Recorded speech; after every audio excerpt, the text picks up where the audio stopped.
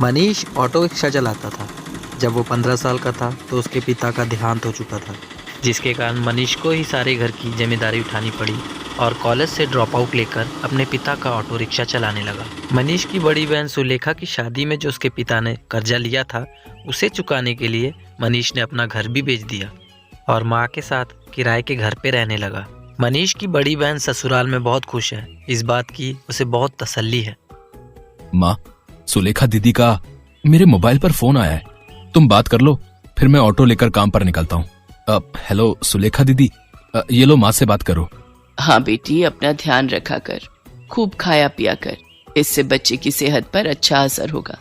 अब बस यही इच्छा है कि जल्दी से मैं नानी बन जाऊं और मनीष मामा।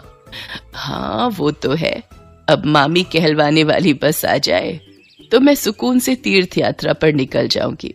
नहीं, अपने नाती पोतों को खिलाकर ही तीर्थ यात्रा पर जाऊंगी। माँ, बस मनीष के लिए अच्छी सी लड़की ढूंढ लो जो घर संभाल ले। माँ, मुझे देर हो रही है, बाद में बात कर लेना। अच्छा सुलेखा, मैं तेरे से बाद में बात करती हूँ, मनीष को देर हो रही है। मनीष ऑटो लेकर काम पर निकलता है। उसे पहले ही बहुत देरी हो चुकी थी, पर रास्ते में जाम भी बहुत था। वो सवारी के लिए वेट कर रहा होता है। तभी उसका एक साथी जो उसकी तरह ऑटो चलाता था, एक लड़की से लड़ रहा था। अरे देखिए मैडम, ऐसा थोड़ी होता है?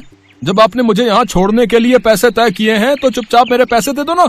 भैया, मैंने आपको बोला ना, मेरा पर्स रास्ते में कहीं गिर गया। मेरा मोबाइल फोन भी उसी में है और सारे पैसे भी। मेरा पर्स कहीं नहीं मिला। मैं तुम्हें बोल रही हूँ ना, मुझे अपना नंबर दे दो, मैं तुम्हारे नंबर पर पैसे भेज दूंगी। अभी मुझे देर हो रही है, मुझे सामने होटल में एक फंक्शन में पहुंचना है। अब क्या हुआ निरंजन, लड़ क्यों रहे हो सुबह सुबह? अरे देखना यार, सुबह सुबह पहली सवारी मिली और वो भी मुझे पैसे देने के लिए मना कर रही है। इन मैडम का पर्स कहीं खो गया है और मुझसे कह रही है कि पैसे बाद में देंगी। अरे ऐसा थोड़ी होता है भाई। कोई बात नहीं निरंजन, कभी कभी किसी की परेशानी को भी समझना चाहिए। एक काम कर, तेरे कितने पैसे बने मैं दे देता हूँ, ये मैडम मुझे बाद में दे देंगी। मनीष निरंजन को ऑटो के 200 रुपए दे देता है। Thank you so much. मेरा नाम अर्चना है।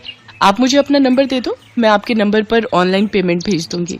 बाकी अगर मुझे देर ना होती तो मैं आपको अभी पैसे दे देती। अब कोई बात नहीं मैम, ये लीजिए मेरा नंबर। अर्चना नाम की वो लड़की मनीष का मोबाइल नंबर ले लेती है और अगले दिन मनीष के मोबाइल में पैसे ट्रांसफर कर देती है। आपके पैसे मैंने अकाउंट में भेज दिए हैं, आप चेक कर लीजिए। और कल के लिए एक बार फिर से थैंक यू, आपने अनजान होकर भी मेरी मदद की। अर्चना और मनीष बात करने लगते हैं। अर्चना को मनीष से बात करना बहुत अच्छा लग रहा था। उसके बाद 1-2 बार अर्चना की मुलाकात मनीष से मार्केट में हो ही जाती है। वो दोनों दोस्त बन जाते हैं। मनीष को पता चलता है कि अर्चना बहुत ही अमीर खानदान की लड़की है, तो वो उसे समझाता है। अर्चना, तुम बहुत ही अमीर खानदान की लड़की हो, तुम में और मेरे में जमीन आसमान का फर्क है। मैं एक मामूली ऑटो रिक्शा चलाने वाला गरीब लड़का हूँ।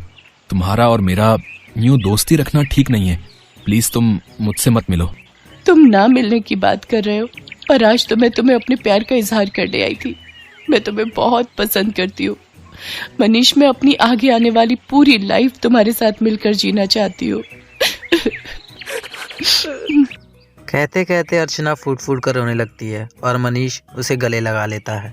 अर्चना अपनी मम्मी पापा से इस बारे में बात करती है और जबरदस्ती मनीष से शादी करने के लिए मना लेती है। इधर मनीष भी अपनी माँ और दीदी से बात करता है और एक शुभ मुहूर्त में दोनों की शादी हो जाती है। अर्चना का स्वभाव बहुत अच्छा था। उसे इस बात से फर्क नहीं पड़ता था कि उसके ससुराल गरीब है। ना ही उसने कभी इस बात की शिकायत की। अर्चना, अब तुम मेरे साथ शादी करके खुश तो हो ना? हाँ मनीष, मैंने तुम्हें दिल से प्यार किया है। मैं तुम्हारे साथ बहुत खुश हूँ। माँ जी, सुलेखा दीदी सब मुझे कितना प्यार करते हैं। मुझे तो महसूस ही नहीं हुआ कि मैं अपना घर छोड़कर आई हूँ। तभी अर्चना की सास भी वहाँ आ जाती है। जीती रहो बहू, हम बहुत भाग्यशाली हैं कि इस घर को तुम्हारे जैसी बहू मिली। अर्चना भाभी, ये देखो, मैं आपके लिए नई साड़ी लाई हूँ। आज आप शाम को कीर्तन में यही पहनना। सुलेखा दीदी, ये साड़ी तो बहुत सुंदर है, ठीक है, पर एक शर्त पर। आज आप मुझे खुद तैयार करोगे, प्रॉमिस? अर्चना की बातें सुनकर सुलेखा की आंखों में आंसू आ जाते हैं। उसने कभी सोचा ही नहीं था कि उसे इतनी प्यारी भाभी से प्यार और सम्मान मिलेगा। सचमुच अर्चना ने कुछ ही दिनों में सबके दिलों में अपनी एक अच्छी जगह बना ली। अर्चना के बिना कोई भी नहीं रहता था। सुलेखा के बेटा पैदा होता है, इधर अर्चना भी प्रेग्नेंट हो जाती है। अर्चना के माँ बनने के बारे में जब उसके माता पिता को पता चलता है तो वे उसे मिलने के लिए उसके ससुराल में आते हैं। अर्चना का घर देखकर दोनों ही मुंह बनाने लगते हैं। अर्चना, तुम अपने मम्मी पापा के पास बैठो, रसोई से चाय और नाश्ता मैं ले आती हूँ। क्या बात है अर्चना, तुम इस हालत में भी घर के काम खुद ही करती हो? तुम्हारे घर में कोई नौकर चाकर नहीं है क्या? कैसी बातें करती हो ललिता तुम जानती भी हो तुम्हारी बेटी किस घर में ब्याही है। यहाँ 2 वक्त की रोटी खाने के लिए भी सोचना पड़ता है। एक टाइम की सब्जी दूसरे टाइम खाते होंगे ये भला क्या नौकर चाकर रखेंगे? नहीं पापा, ऐसी कोई बात नहीं है। माँ जी और मनीष ने तो मुझे कई बार कहा है कि मैं घर में कोई काम वाली रख लूं, पर पूरा दिन मैं घर पर होती हूँ, मेरा भी मन नहीं लगता, और फिर मैं तो कुछ भी नहीं करती, सारा काम माँ जी ही करती है, मुझे उठने ही नहीं देती। ये लीजिए चाय। अर्चना, तुम्हें ये समोसे बहुत पसंद है ना? मैं ये भी हलवाई से खरीद लाई हूँ, अपने मम्मी पापा को भी दो। नहीं, मैं ऑयली फूड कम खाती हूँ। और अर्चना, तुम भी ये सब मत खाया करो, तुम्हें इस टाइम में जूस फ्रूट्स ये सब लेना चाहिए। बहन जी, आप तो समझदार हैं, ये समोसे वगैरह ये सब बहुत नुकसानदायक है। मम्मी, आप मेरी टेंशन मत लो, माँ जी मेरा पूरा ख्याल रखती है। वो मुझे समय पर जूस फ्रूट दूध दही सब्जियां और सब कुछ खाने के लिए देती है। तभी अर्चना की ननद सुलेखा भी वहाँ आ जाती है।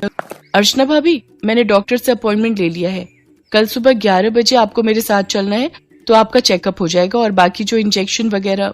सुलेखा, तुम्हारा कौन से हॉस्पिटल में बच्चा हुआ था जिस डॉक्टर के बारे में तुम बात कर रही हो? जी, वो बड़े बाजार में जो हॉस्पिटल है जहाँ डॉक्टर नेहा बैठती हैं, वो सस्ता बेकार सा हॉस्पिटल। अर्चना, तुम उस हॉस्पिटल में चेकअप के लिए जाओगी? तुम्हारा दिमाग तो ठीक है। अर्चना, तुम एक मामूली से हॉस्पिटल में चेकअप के लिए जाओगी? तुम चिंता मत करो, इन लोगों के पास अगर तुम्हारे इलाज के लिए पैसे नहीं है तो क्या हुआ, मैं तुम्हारे लिए इस शहर के सबसे बड़े नामी हॉस्पिटल में आज ही बात कर लेता हूँ। और तुम अभी के अभी अपना सामान पैक करो और हमारे साथ चलो। किसके घर? आपके घर पापा? मैं अभी अपना घर छोड़कर कहीं नहीं जा सकती। मुझे डॉक्टर नेहा, जो कि एक बहुत बड़ी और समझदार डॉक्टर है, उन्होंने सुलेखा दीदी की नॉर्मल डिलीवरी की है। उन्होंने मुझे पूरा रेस्ट करने के लिए बोला है। और शायद आपने ठीक से सुना नहीं, मुझे कल सुलेखा दीदी के साथ डॉक्टर के पास जाना है। आप थोड़ी देर और बैठेंगे या जा रहे हैं? क्योंकि अभी ना मनीष आने वाले हैं। वो शहर में एक नया रेस्टोरेंट खुला है, वहां पर मेरी फेवरेट आइसक्रीम मिलती है, तो आज मेरा वो खाने का प्लान है, तो हम सब डिनर के लिए जाने वाले। अर्चना का ऐसा कुछ प्लान नहीं था, ये उसकी सास और सुलेखा जानती थी, पर अर्चना अपने मम्मी पापा को एहसास दिलाना चाहती थी कि उसके ससुराल वालों का अपमान और ना ही करे तो बेहतर है। अर्चना के मम्मी पापा लज्जित हो जाते हैं और कुछ देर बाद वहाँ से चले जाते हैं। अर्चना की सास और ननद दोनों की आंखों में खुशी के आंसू थे। अर्चना अपनी सास और ननद के गले लग जाती है।